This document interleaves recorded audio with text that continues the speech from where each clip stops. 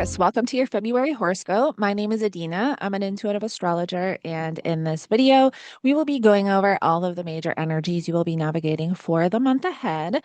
Don't forget to like, share, and subscribe if you align with my energy and enjoy my content. So let's get right into it. So I do break these horoscopes down by week to give you, and I pick a chart for each week to give you a bit of a visual. And this kind of breaks down the month nicely so that you get a really good understanding of the energies. So in the first week of February, right on the first, we have our full moon in Leo at 13 degrees. Keep in mind, this is going to be the last lunation in Leo that we're going to have. That's not an eclipse for the next 2 years. However, I do think that with this full moon in Leo and then the solar eclipse we're having in Aquarius, we're going to get a pretty good idea this month, depending on what's showing up for us, what those changes are going to look like. So you do want to pay attention this month, kind of what is showing up in your world, especially when it has to do with your home, family, property, real estate, and your career, public reputation, and public image, and what you are known for out in the world. The nodes are going to enter that fourth and 10th house axis come July, but those changes are going to start to trickle in now. And then you'll be in that energy for 2 years. When we have the nodes transiting a certain area of our life, those areas of life are going through massive upheaval and change of some kind. I've been tracking this for a long time, and it's quite fascinating how accurate it is. It can be emotional change, psychological change, or actually physical change taking place, but there is change. And so pay attention to what is showing up this month because it might give you an idea of what that change is going to look like or what the events are going to be. Okay. I will be posting a separate forecast going much deeper into that full moon in Leo as I do all full moons and new moons. I will post forecasts on the channel and then get into all rising signs so you'll get a better idea of how it's showing up for you. But this is a time, this full moon is happening in your fourth house of home, family, property, and real estate. So definitely pay attention to what is coming in around those themes and topics. Now, on the third, we're going to have Uranus stationing direct. You've had Uranus transiting that first house for 8 years now, shifting and changing your perception, life direction, how you view the world, that mask that you wear out in the world. That first house literally represents you, your character, personality, physical, and physical body, your appearance. When we're talking about Uranus, we are talking about enlightenment. What have you been navigating the last 8 years? There is a final hurrah here, being having Uranus at those last degrees of Taurus. Uranus is going to enter Gemini April 25th. However, last year, between July and November, Uranus entered Gemini for a couple of months. What's been kind of going on when it has to do with the direction you're moving in or how you want to be perceived, how you view the world, your perception of reality, how you approach reality and navigate reality? All of that's been changing. And with Uranus station, there could be a sudden shift or enlightenment or insight around those changes that you've been navigating. I would say too that Uranus in the first house probably changed and switched up your appearance possibly a little bit. Um, Now, physical body, Uranus can rule anxiety. Uranus rules the electrical systems in the body. And so I'm sure for some of you Taurus risings, you've been navigating possibly anxiety over the last few years. So there could be something even around that. But what I will say is that now that we have Mars in Aquarius, and as we move through the month, Mars is going to move closer to that square to Uranus, being the modern ruler of Aquarius. I think we're going to see a lot of storms and weather conditions. So I think that is going to amp up through the entire month, just as a side note. Not that it necessarily may affect you, but I do think that is one thing we will see is storms and interesting kind of weather things going on. And at the time of this station, and then at the time of the Mars exact square to Uranus, are the periods where it could amp up. Now, February 5th, we're going to have Mercury forming a square to Uranus. That is where we can experience a bit of anxiety. Maybe you are getting some interesting information when it has to do with work, your career, your business. There could be something very sudden coming in, whether it's information, a conversation. So it is a day to just kind of watch for. Not that it could be, bad, but it could just be a day that is a bit disruptive. Or, yeah, it's a square. I was going to say insight. I mean, it could be some insight, but I would say there just could be something sudden, chaotic, or disruptive at this time. Mercury does rule your second house of money and finances and fifth house of children and creativity.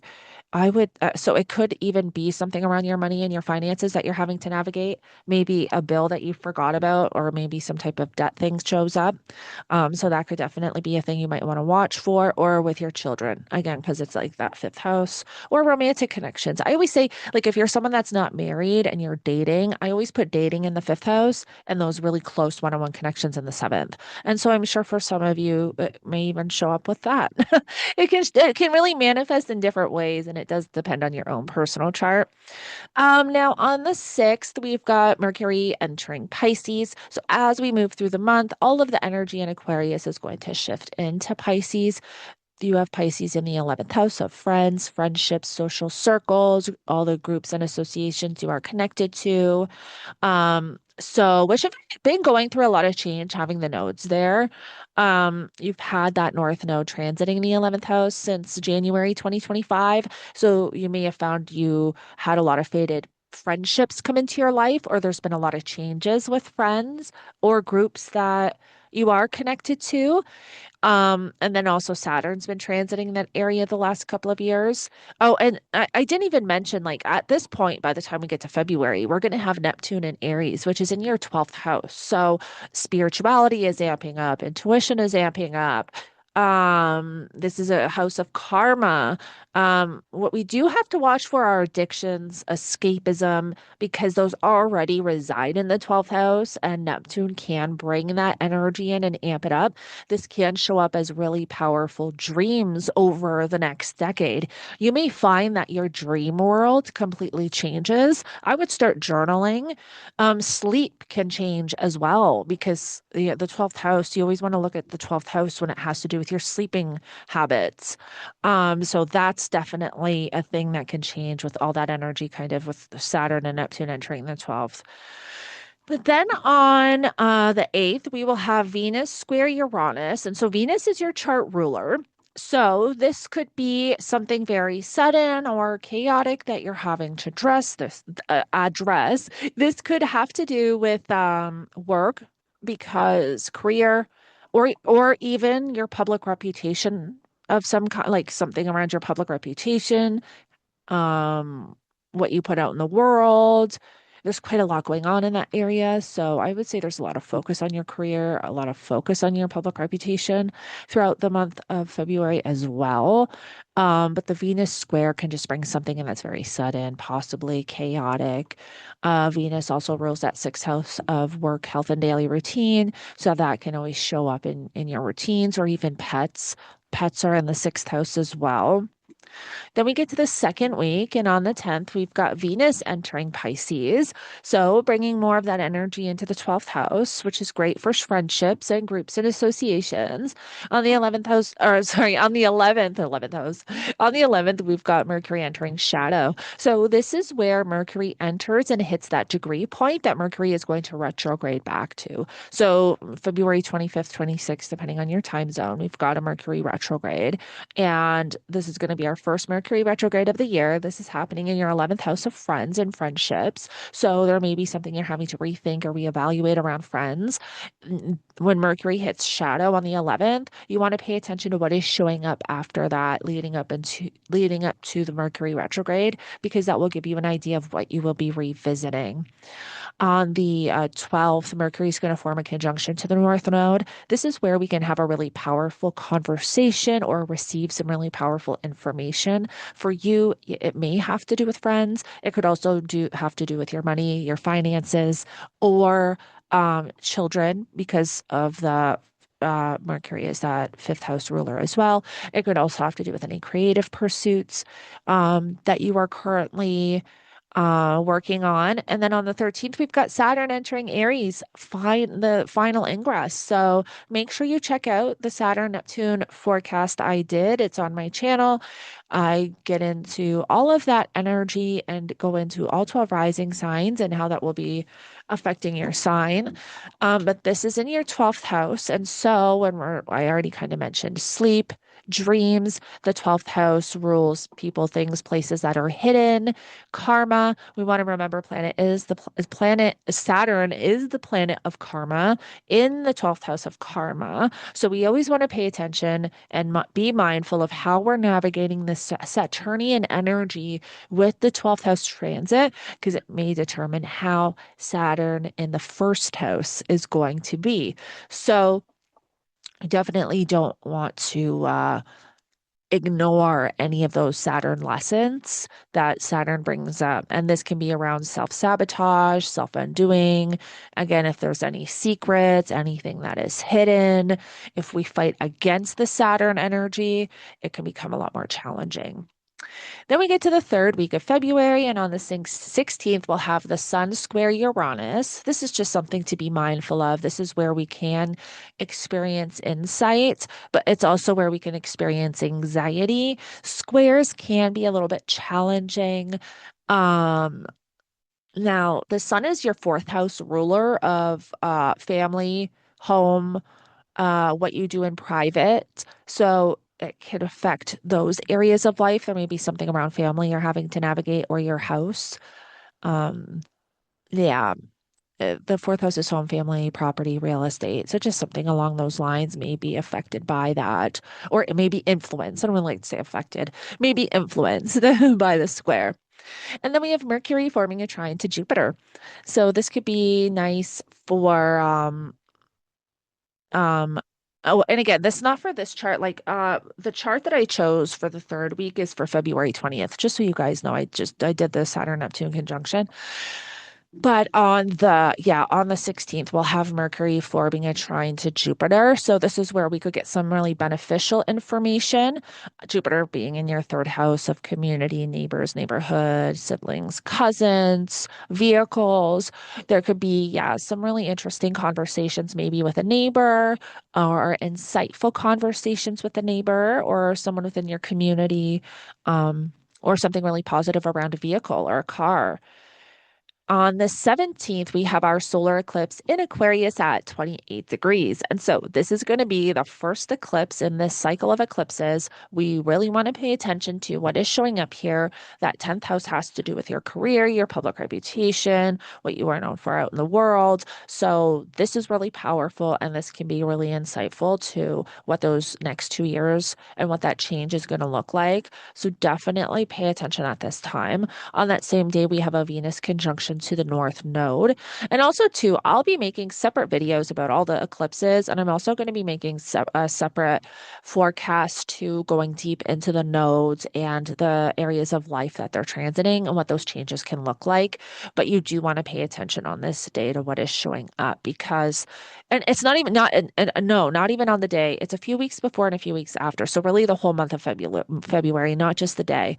You want to pay attention to the whole month of February, what is showing up for you, because that can give you an idea of what the changes are going to look like for the next 2 years. Whatever massive changes are taking place, every time we have an eclipse in that area of life, there's going to be more to that story coming in that's going to shift us in some way. Now, when we have a Venus conjunction to the North Node, I really love this because the nodes are very karmic. So this is where you could meet somebody. You could establish a really karmic friendship. It's in that 11th house. This is where you could have some type of really powerful connection in some way, especially because the Venus is your chart ruler, and the North Node represents some new direction that we're moving into. It represents kind of this direction that our soul wants to take. So it's a powerful aspect to know when that's taking place because whatever shows up on that day of the Venus North Node conjunction tends to be quite insightful. On the 18th, we'll have the Sun enter Pisces. And then on the 20th, we've got our Saturn Neptune conjunction, which is going to be in that 12th house. I would say around this time, dreams will be off the chart. Definitely journal.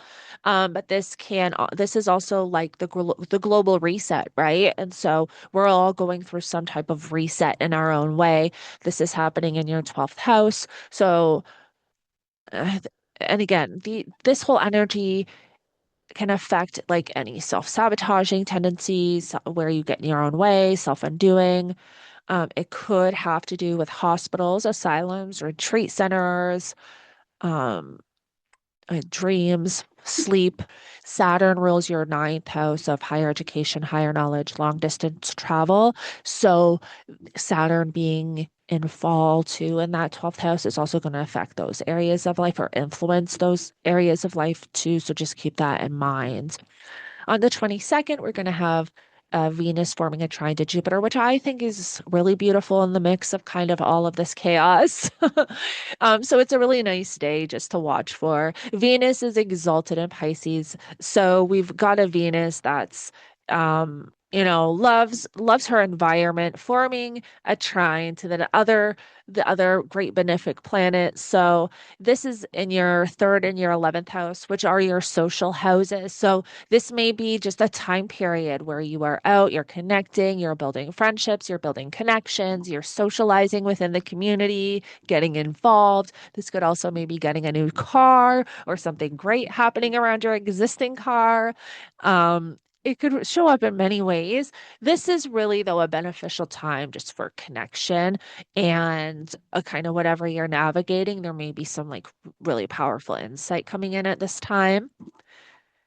Then we get to week 4, and on the 25th, we've got Mercury stationing retrograde in Pisces. And so this is where there's something around friendships, groups or associations that we're reevaluating. Also, Mercury being the ruler of your second house. There could be something around finances. That you're having to address or reevaluate, or something around children that you're having to address or reevaluate. Again, if you kind of paid attention to the last couple of weeks, the few weeks before the Mercury station, you may already have an idea of what you will be reevaluating or having to revisit during this time. And then on the 27th, we've got the Sun forming a conjunction to the North Node, which I love when the Moon and the Sun conjunct the North or South Node. I find these time periods are very insightful. The lunar nodes primarily work with the sun and the moon. And so, yes, when the other planets are connecting to the lunar nodes, it can be powerful. But when the sun and the moon are connecting to the lunar nodes, I think it's so insightful. And there's usually something that happens on that day that, yeah, it tends to be really powerful. So just, pay attention to kind of what is showing up. On that same day, though, we've got the Mars square to Uranus, which again, that's going to be very disruptive. Uranus is in your first house, Mars is in your 10th. This can have to do with your career or something with like the direction that you're kind of moving with your career, public image. This could also have to do with Mars being kind of the ruler of the 12th.